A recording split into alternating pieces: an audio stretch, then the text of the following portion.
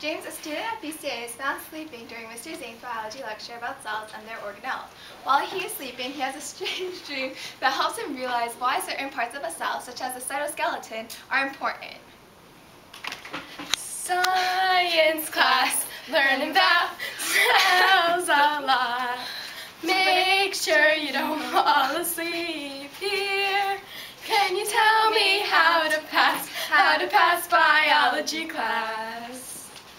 Come to learn with Mr. Zhang. Lots of science there, that's what we learn. Can you tell me how to pass biology class? Wake up, wake up. Wait a minute, what happened? Where am I? You know BCA students are supposed to be very observant, right? Yeah, but where am I? We're inside a cell in your body. My body? How can that be? I'm standing right here. You have to remember, it's your dream, so just go with it. Okay, so what exactly is so important about the cytoskeleton? Well, the cytoskeleton gives the cell structure, and it also acts as a bunch of tracks that materials move on inside the cell. Okay then, so if that's true, why are you two here?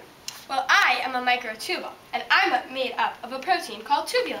And I'm a microfilament, so I'm made of a protein called actin. So why are you both so important to the cytoskeleton? Well, the functions that you, the cytoskeleton, perform are based on what we do. For example, I help the cell move, like white blood cells and muscle cells. Yes, and I hold organelles into place, guide organelles and molecules as they move throughout the cell, and help maintain the cell's structure. Okay, so who's that over there by the nucleus? Hi, I'm an intermediate filament, and I anchor the nucleus into place. Other intermediate filaments anchor other organelles into place. There are a lot of intermediate filaments in the cells of hair follicles. Okay, so we have the microtubules, the microfilaments, and the intermediate filaments. But why are they so important to the cytoskeleton? Well, without them, the cytoskeleton wouldn't be able to move materials from one organelle to another. And also, the cell wouldn't be able to maintain its shape.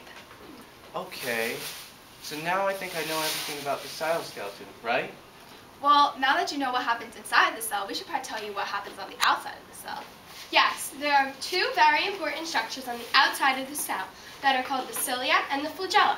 They help the cell move throughout the body. Okay, but how will I know what they look like? They're hair-like structures, and they come from the surface of the cell. Yes, but cilia are shorter and more numerous, while flagella are longer and less numerous. Okay, so now we have microtubules, microfilaments, intermediate filaments, cilia, and flagella. Wait, we didn't tell you about centrioles yet.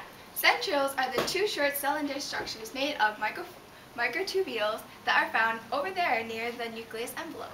Yes, but you won't find them in plant cells, only animal cells. This is because plant cells have structures called basal bodies, which have the exact same structure as the centrioles. Okay, but what do the centrioles do? Well, they give organization to the cell they give organization to the cell's microtubules when the cell splits. Okay, so now we have microtubules, microfilaments, intermediate filaments, cilia, flagella, and centrioles. Is that it?